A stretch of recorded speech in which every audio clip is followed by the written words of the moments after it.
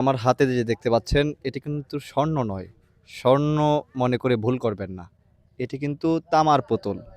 এই তামার পুতুল দেখিয়ে কিন্তু ৪ লক্ষ টাকা নিয়ে গেছে প্রতারক চক্র। আমার সামনেই দেখতে পাচ্ছেন ২ জন লোক। এই ২ জনের কাছ থেকে কিন্তু ৪ লক্ষ টাকা নিয়ে গেছে। উনার কাছ থেকে ২ লক্ষ, উনার কাছ থেকে ২ লক্ষ। উনার নাম ফালান ভান্ডারী এবং আজিজুল ইসলাম। তাদের বাসা হচ্ছে কিশোরগঞ্জের হোসেনপুর উপজেলার জিনারি ইউনিয়নের চ বীরকাটিহারি গ্রামে এবং তারা এই প্রতারণার শিকার হয়েছেন গফরগাঁওর মুখী যেই মেলা হয় সেই মেলায়।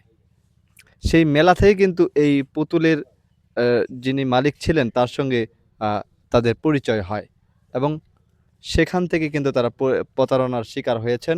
৪ লক্ষ টাকা কিন্তু তারা সেই প্রতারক চক্র তাদের কাছ থেকে নিয়ে গেছেন।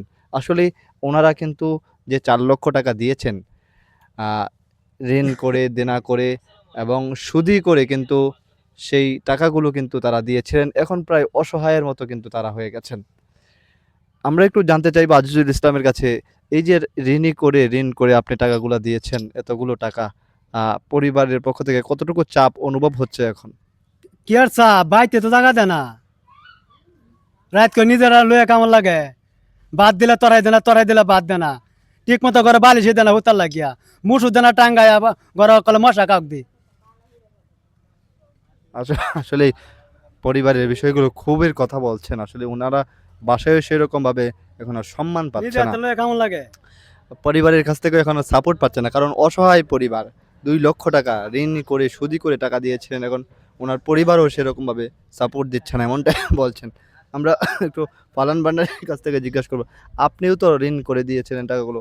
আসলে কিরকম অনুভব করছেন এখন? অনুভব কি এখন মনে করেন আপনারা লাইভে দিয়েছেন যদি এরা কোনো বিচার হয় বিচার চান? আপনারা হ্যাঁ বিচার চাইতে দিন দশজনের বিচার মনে হয় তাকে তা হলে বিচারটাই মানে তাই সঠিক।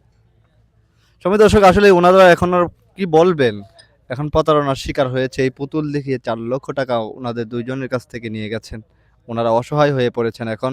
নিঃস্ব হয়ে গেছেন। ঠিকমতো এখন চলাফেরাও করতে পারছেন না।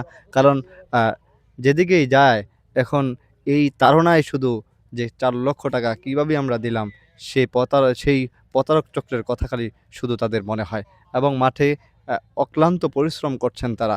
মাঠে যেভাবে দিন এনে দিন খান সেই আ আমরা কিন্তু তাদের অবস্থা কিন্তু দেখেছি।